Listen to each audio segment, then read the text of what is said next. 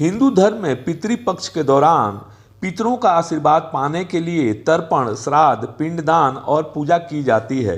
पितृपक्ष में दीपक से जुड़े इन नियमों का पालन करने से भी पितृ प्रसन्न होते हैं, उनका आशीर्वाद मिलता है तथा पितृ दोष से भी मुक्ति मिलती है। घर में सुख शांति के लिए देवताओं के साथ साथ पितरों का आशीर्वाद भी जरूरी होता है।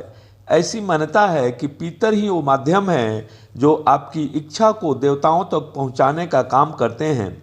इसलिए पितृपक्ष में पितरों को प्रसन्न करने का कार्य करना चाहिए। आइए जानते हैं पितृपक्ष के दौरान किन किन जगहों पर दीपक जलाने से पितर प्रसन्न होते हैं। पीपल का पेड़। हिंदू धर्म ग्रंथों के अनुसार पीपल के पेड़ में देवी देवताओं का वास होता है। पुराण कहता है कि पीपल के पेड़ में देवताओं के साथ साथ पितरों का भी वास होता है। ऐसा माना जाता है कि पितृपक्ष के दौरान जब पितर धरती लोक पर आते हैं तो पीपल के वृक्ष में ही निवास करते हैं। इसलिए पितृपक्ष के दिनों में पीपल के पेड़ के नीचे शाम को सरसों तेल का एक दीपक अवश्य जलाना चाहिए।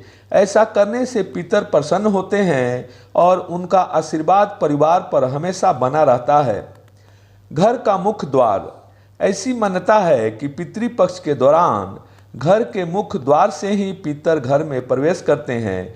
इसलिए पितृपक्ष के दौरान घर के मुख्य द्वार पर शाम को सरसों तेल का एक दीपक अवश्य जलाना चाहिए। इससे पितरों के साथ साथ माता लक्ष्मी भी प्रसन्न होती हैं। घर के दक्षिण दिशा की ओर।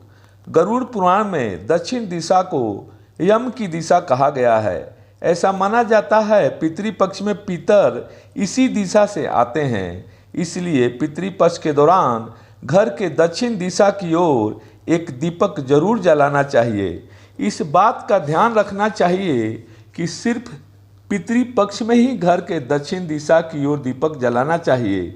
अन्य दिनों में ऐसा करने से धन जन की हानि होती है। पितरों के तस्वीर के सामने।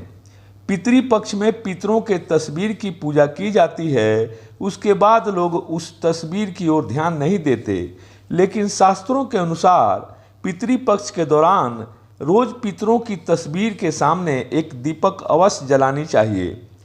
किचन में पानी रखने के स्थान पर।